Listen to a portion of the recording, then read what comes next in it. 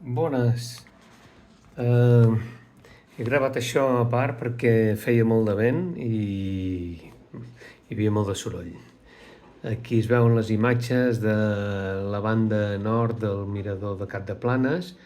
Aquesta és la part de les cales de Mont-ras, on han robat les balises, encara no s'han recol·locat. Esperem que ho facin i que no ho robin per quarta vegada. Aquí aquestes aigüessomes, com la majoria d'aquest espai, són llocs ideals per fer snorkel i per observar el fons marí.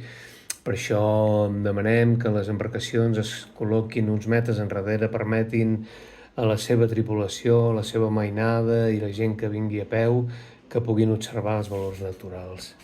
Aquí avui hem vingut a gravar les restes vegetals que arriben, és una zona que s'hi acumulen restes vegetals procedents del mar, macroalgues i així, esponges, no tant esponges, i de terra, i també molts de plàstics que alguns ja porten temps, s'han esmicolat i ja s'han convertit en microplàstics.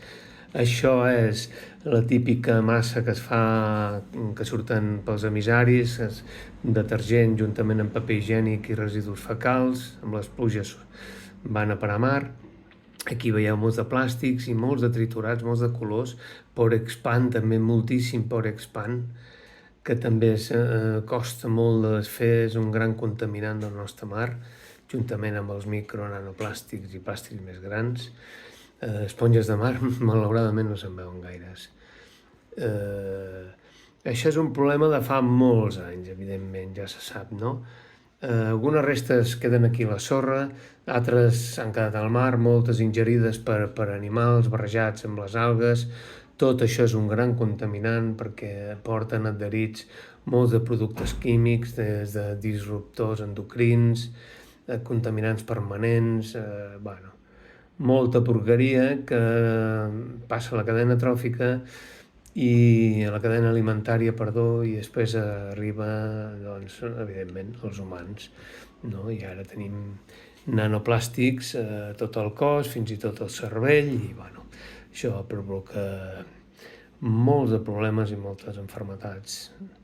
Aquí veiem des de palets de netejar les orelles, que arriben a través dels sanitaris, de la depuradora, perquè hi ha gent que encara tira aquests palets de les orelles, juntament amb compreses, tampons, tovalloletes i moltes coses que hem trobat.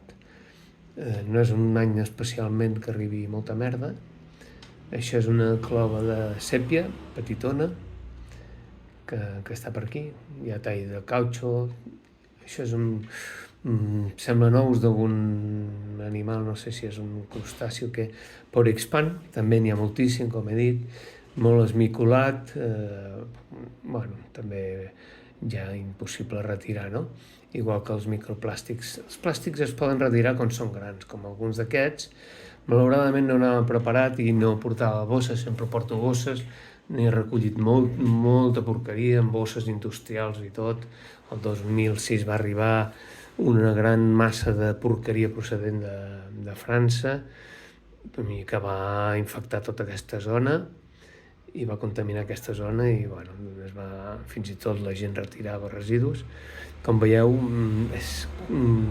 ja s'ha tornat habitual, tan habitual que la gent no se'n dona compte dels que arriben a les platges més comuns, no? L'altre dia a Port Pelegrí també era ple de microplàstics que arribaven amb les corrents, s'acumulen a vegades en una zona, en una altra, i bé, això ho mengen crustacis, ho mengen peixos, ho mengen gambes, músculs, i com deia, això passa a la cadena alimentària, no? Això es podria retirar abans de que arribin al mar, a les rieres, molta d'aquesta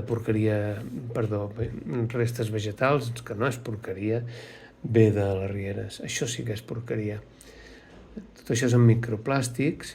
Aquí fins i tot he trobat pellets, que són el plàstic verge, que encara ni tan sols ha sigut transformat. Això és un problema també molt greu. Com dic, aquí absorbeixen molts de contaminants, els plàstics, I això és la zona de l'espai natural Cap Roig-Castell. Molt difícil netejar això. Evidentment, crancs, si mengen aquestes coses, doncs, poden tenir obstruccions intestinals i morir o, si més no, contaminar-se. Això es podrien retirar els més grans, com deia, però sobretot és important que quan les administracions gestionen les lleres, els marges de les carreteres, sovint el que fan és destrossar els herbassars i la vegetació que hi ha i en canvi deixen la porqueria.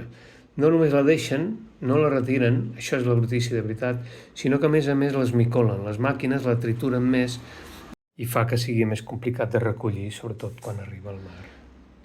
Això és important, que quan diuen que fan neteges de rius, lleres i marges, siguin neteges, no siguin destrosses de la vegetació i dels ecosistemes i dels herbassars. D'aquí es veuen moltes meduses de la Valeta que en van arribar a milions i ja s'han secat, evidentment, i més plàstics, botelles, de tot. Això és complicat de netejar, es podria, però molta feinada.